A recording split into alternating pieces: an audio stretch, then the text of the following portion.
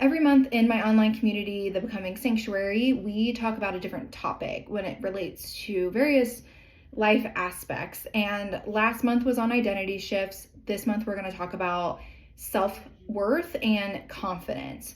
And even if you're still in this identity shift like I am, I'm still not completely into the identity that I want because it is a process. I also have to understand to have confidence around that new thing. I think a lot of the time confidence is born from this inner stillness first, of like knowing that rest is almost like required before that confidence can expand. And I think that's confusing for a lot of people because they think, like, a lot of us think that having confidence comes from doing or proving. I don't think that that's true all the time. I think a lot of it is from within us. And the more that we are at peace with ourselves, the more that we can embody that confidence in the things that we love to do. If you pause and not try to rush into that new thing or rush into confidence, like I have to be confident in this thing, you're actually reclaiming that energy, because a lot of the time if we rush into something too quickly, we are giving that away without being fully prepared or fully confident.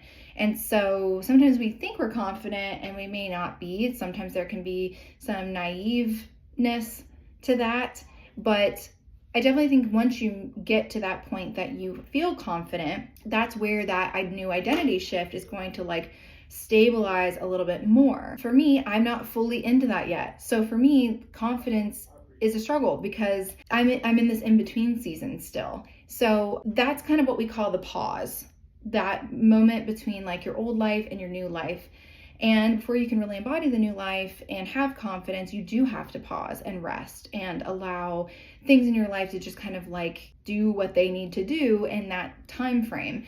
So I also think like if you're overdoing things, over effort, I guess, that will lower your self-worth, because a lot of the time self-worth comes from enoughness, not necessarily striving though. It's more important to me, I think, that we get self-worth through being aligned to certain things and getting fulfilled there, and that confirmation of like, no, I'm on the right path, and it's not necessarily doing too much. Your self-worth is going to grow in those places where you stop trying to prove yourself all the time. I think a lot of us in society want to like prove that this is going to work, or like prove that we have confidence over this thing, but again, it might be more naive than it is actually confidence. If you stop trying to prove yourself all the time and you let yourself just be and like be in the moment and allow yourself to be like, okay, no, if I rest today, it doesn't mean that this other thing's not going to happen tomorrow. You're actually doing more for yourself by resting and taking a break than you are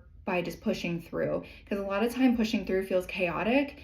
And when you're chaotic, you lack confidence because you can't think clearly. You maybe feel like you want to crawl out of your body. So pausing really is going to reclaim that energy. And when you have control over that energy, or how you respond to things, or you feel prepared for things, or whatever that is, you're going to feel more confident and have more self-worth.